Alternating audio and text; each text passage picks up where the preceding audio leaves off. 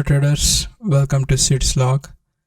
Before jumping into trade recap, let's take a look at Nasdaq and futures. As I said yesterday, we are in the formation of this inverse head and shoulder pattern, and as you can see, we completed that pattern pretty much as I said.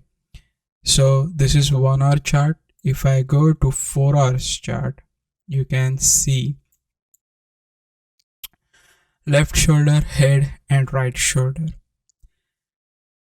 Now we broke through this resistance at 16,153, and now we are heading towards the major resistance, which is at 16,420 in this zone. And tomorrow is going to be the last day of the week, so on Friday market will be closed for Christmas Eve. Considering that, we will probably see a pullback, and then that will create a base for the bull run on the last week of this year. And it's a nice setup, but let's see what kind of pullback we will get tomorrow, or even if we get it at all. Now similarly, if we go to the futures, S&P 500 E-mini futures, you can see the similar pattern at play over here as well. Now let me draw these lines so you can clearly see that we are approaching that resistance at 47.10, and if we cross that resistance, then probably we will see all-time high. But as I said earlier, all the circumstances that are there in the market, like tomorrow will be the last day, Christmas Eve, holidays, low volume, probably we will see a decent pullback, retesting this support at 4658.5, and then the next week we will have that Santa rally. Now that's the overall update about the Nasdaq and S&P 500 mini futures. Now let's take a look at today's trade. As market opened bullish, the first trade that I took was on Apple. Now let me go to the 5-minute chart, and Apple was overall bullish, and let me remove those lines. Right at the market open, we flushed down, and at the same time we pushed higher as well. So this candle has like both symmetrical movement on the both like long side and on the short side. So that made me think like whether it's going to sustain or it's going to, give back all its momentum that it got yesterday. But fortunately that didn't happen. And for supporting this price action, there were like a huge call flow towards $175 strike. So based on that, I took my trade. Now usually what I do is I buy options that are in the money or one strike above in the money strike. But today what I did is like I took 10 contracts at 175 strike, and for that reason I got it very cheap, 32 cents, and those were like weekly options. Usually weekly options are the one where you have to pay less premium, and weekly options are useful only if you are going to take a day trade or if you are going to swing it overnight. That's it. If you want to get into the trade where there is a possibility that stock will take some time to move towards your desired strike, then it's better take monthly options or even leap call options.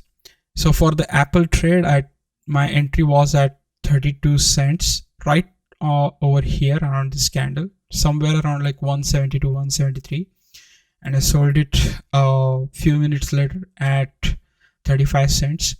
Now the reason that I sold it is like because I saw this rising wedge formation, which is like a bearish formation, and it broke through that formation towards the downside. So I was fortunate enough to close the trade just before this red candle, and I got $31 for that trade. Immediately after that, I took another trade on Facebook. Now the Facebook trade had a similar setup, and I missed this move, I missed this entry point, and then I got into the trade right at the top when it started consolidating.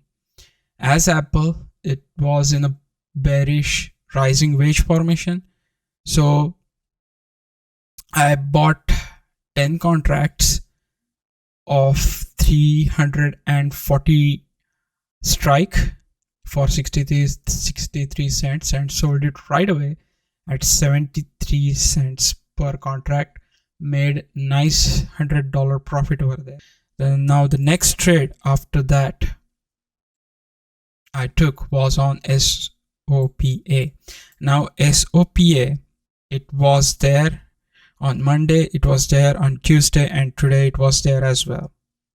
There was not a news or any catalyst related to this price action, but as you can go to the daily chart, it's a recently IPO stock, and it flushed from all the way back from $76 to $2, and probably it's kind of like a short squeeze. That's what I can see here, but there could be any number of factors contributing to this price action. Now let's go to the 5 minutes chart so that I can explain you all the trades that I took on this stock. So all the trades that I took were at the different time, and I color coded them so that you can see like where I entered into the trade and where I exited from that trade. So my first trade was right when it finished its bull run and pulled back a little. I entered into the trade right over here at 1760 at 1625. So my first trade was right around here at 1:12 p.m. and I bought 50 shares at 1625 when it flushed after this huge week, and sold 50 shares right away at 1677. I made around like $26 profit over there. And similarly, I took multiple trades. You can, if you want, you can pause this video and take a look at like where I entered and where I exit. I'm not going to go in depth, but everywhere, like whenever it was showing or forming this bearish rising wedge, I waited basically for flush down, and on that flush I entered and immediately sold my position for some profit. So it's not a good strategy, but seriously, for some reason I'm unable to get that momentum and confidence back of trading with larger position size like 500 shares. So still I'm trading with 50 shares, and for that reason I had to take multiple trades. It's quite exhausting to keep looking at the chart all the time, but among all these trades I made $104.25. So made decent profit overall. And at the end of the day, on all these 3 trades I made I made $231.25. So the first trade was on Apple. As you can see here, 10 contracts, 32 cents, sold everything at 35 cent, made $30 profit over there. Now for the Facebook, same thing, 10 contracts, 63 cents, 340 call, sold everything at 73 cents, made $100 profit over there. And for SOPA, I made $104.25 among all these trades. As you can see, I basically traded with 50 shares.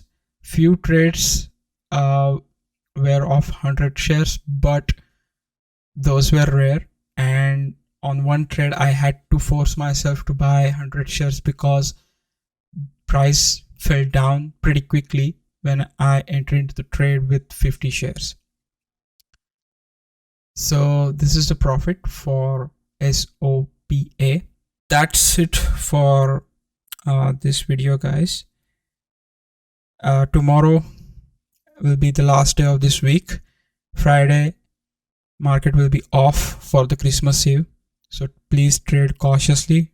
Tomorrow volume will be extremely low, and if you get an opportunity to enter into the trade, lock your profit and close the trade as soon as possible. Longer you will stay into the trade in this volatile market, the more the probability of you losing money will be higher. Don't take that risk. And that's it for this video, guys, and see you again in next trade recap. Enjoy your holidays and Merry Christmas to all of you.